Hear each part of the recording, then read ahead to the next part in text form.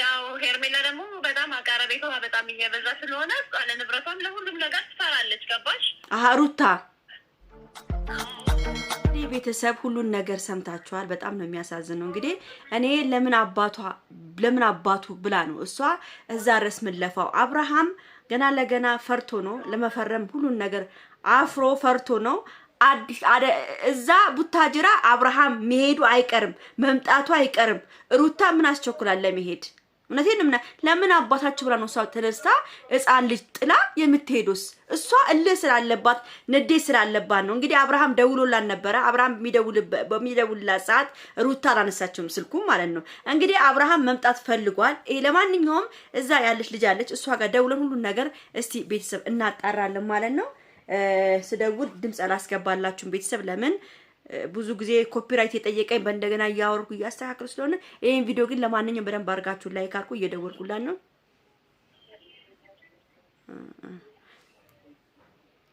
ሄሎ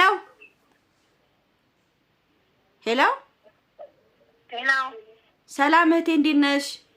አለን እግዚአብሔር ይመስገን ሰላም ነው አለን። ይቅርታ አስቸገርኩሽ በእናትሽ እየደወልኩ በጣም ይቅርታሽ እናቴ። ችግር የለም እንዴት ነሽ? አለን።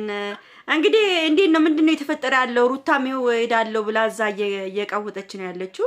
ምንድነው አብርሃም ሩታ ያሉበት ቦታ ካይልኩ እያለች ነው እያስቸገረችን ነው። እኛም እንግዲህ አትሄጂም እያልናትኝ ወጥረን ይዘናታል። እሷ ግን በጣም እያስቸገረችን ነው። ካሌት እያለች ነው ያው አራስም ስለሆነች ገባሽ ልጅን ጥላ እሷም ገና አራስ ናትኝ። በዚህ ሰዓት መሄድ የለባትም ብለን እኛ ቀርተናታል። ግን እሷ በጣም እያስቸገረች ነው። ያሉበት ድረስ ነው የምሄደው እያለች ያው እሷ ስለፈራች ወንድሞቿ እንግዲህ ሁለቱ ወንድሞቿ ሄደዋል። እንግዲህ ከአብርሃም ጋር እግዚአብሔር መልካሙን ያሰማን ችግር እንዳይፈጠር ብላ ፈርታ ይሆናል። እሷ ሄደዋል አብረውና እንግዲህ ምንም የሚፈጠረው ነገር እንግዲህ እናየዋለን። ያው እሷም ደግሞ ካልሄድኩኝ እያለች ነው።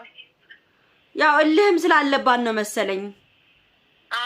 እንዴ በጣም እንጂ እልህ ብቻም ሳይሆን ያው የሚሰራው ነገር እሱ በጣም የሚያስከፋና የሚያናድድ ነገር ነው። በዛ ምክንያት ያው ሄርሜላ ደግሞ በጣም አቀራረቤቷ በጣም እየበዛ ስለሆነ አለ ንብረቷም ለሁሉም ነገር ትፈራለች። ገባሽ?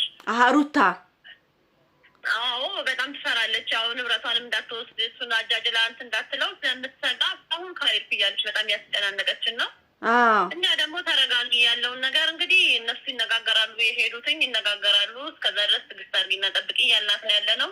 ግን ሄርሜላ እንትና ሩታ በቃ ልትሰማን አልቻለችም። በቃ በጣም ንዴትና ብስጭት ላይ ነው ያለችው። ካሌብ እያለች ነው።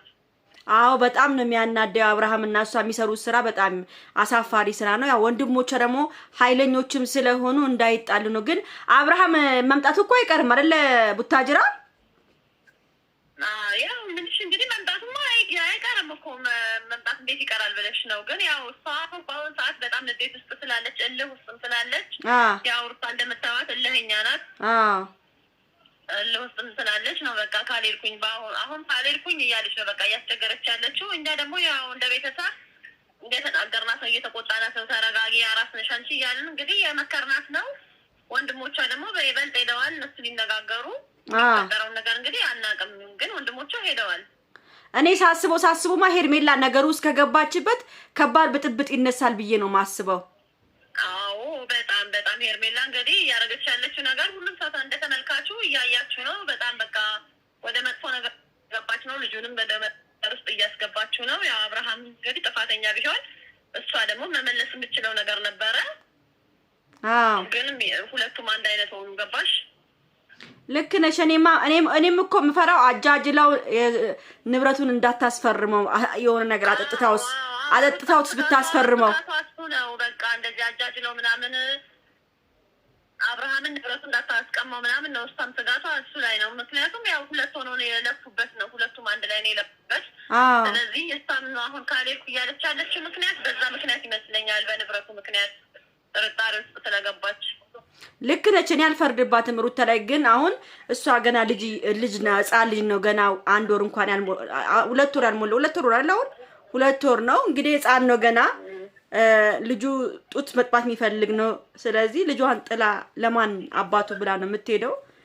ለነዚህ ለወመኔዎች ለባለጌዎች ብላ መሄድ የለባትም ነው ማለት ነው። መሄድ የለባትም። እንግዲህ እኛ እየከለከልናት ነው ያለው ነገር ይሄ ነው። እንግዲህ ቀጣዩን ደግሞ የምናየው ይሆናል። እንግዲህ እግዚአብሔር ከነሱ ጋር ይሁን። እንግዲህ ጸሎት ማድረግ ነው። ለአብርሃም ጸሎት ያስፈልገዋል። እኔ ምን እንዳስነካችሁ ማናውቅም እኛ። እንግዲህ ነገሮች እንደዚህ ይሆናል ብለን ባልጠበቅናቸው መሰረት ነው እንግዲህ እየሄዱ ያሉት። አባቱንም እኮ በቃ መስሚያው እኮ ጥጦ ሆነ እኮ ለአባቱም። አዎ በቃ ይሄማ ምክንያት ትልቅ ነገር ነው የሚሆነው እንጂ የሰው ልጅ መቼም እንደዚህ ትዳሩና ልጁን ጥሎ እንደዚህ ከአንድ ሴት ጋር ዝም ብሎ መንዘላዘልን ይመጣል ብዬ አላስብም። ብቻ እግዚአብሔር ይሁናቸው። ያለውን ነገር እኛ እናቅም ምን እንዳስነካችሁም። ያው ሩታም የአብርሃምን ስልክ አታነሳም፣ ሲደውልህ አታነሳም ምናምን የሚባል ነገር። አዎ ስልኩን አታነሳም። ምን አዲስ ነገር አለ ብለሽ ታነሳለች ብለሽ ነው? በቃ ምንም እኮ አዲስ ነገር ያለ ነገር የለም። ሁሌ ጽፍ፣ ሁሌ ልትበጣ ነው፣ ሁሌ አዲስ ርዕስ ነው። እና እሷ እኔ ራሴ ሄጄ በአካል አግኝቼው ነው መነጋገር የምፈልገው እያለች ያስጨናነቀች ነው። ቤተሰብ ግን አይሆንም፣ እኛም አልፈቀድንላትም። በጣም ይገርማል። ለማንኛውም እህቴ እሺ፣ አመሰግናለሁ ይሄን ሀሳብ ስለሰጠሽን። እግዚአብሔር ይስጥልኝ። ቴንኪው እህቴ፣ ቴንኪው እናቴ። ኦኬ ምንም አይደለም። ኦኬ እሺ ኦኬ ባይ። እንግዲህ ቤተሰብ እንደሰማችሁት ነው። በጣም የሚያሳዝነው። እኔ በጣም ልቤ ተሰብሯል። ምን እንደሚደረግ ሁሉ ነው ግራ የገባው። ወንድሞቿም እንግዲህ ሄዷል። እንደ ወንድሞቿ እቺን ማናት ሄርሜላ የምትባለው እንደው አፍንጫዋን አጣመውልኝ ቢመጡ እንደው አይደለም እጃቸውን እግራቸውን ነበር የምስመው፣ አፍንጫዋን ቢያጣሙልኝ። እውነቴን ነው የምናገረው። አሁን አብርሃም እሷ ስትነካውን እንደ እሳት ነው የሚሆነው። ለማየት ያብቃችሁ። ይሄ ባለጌ ቪዲዮ። ለማንኛውም ላይክ፣ ሼር፣ ሰብስክራይብ አድርጎ ወዳችኋለሁ።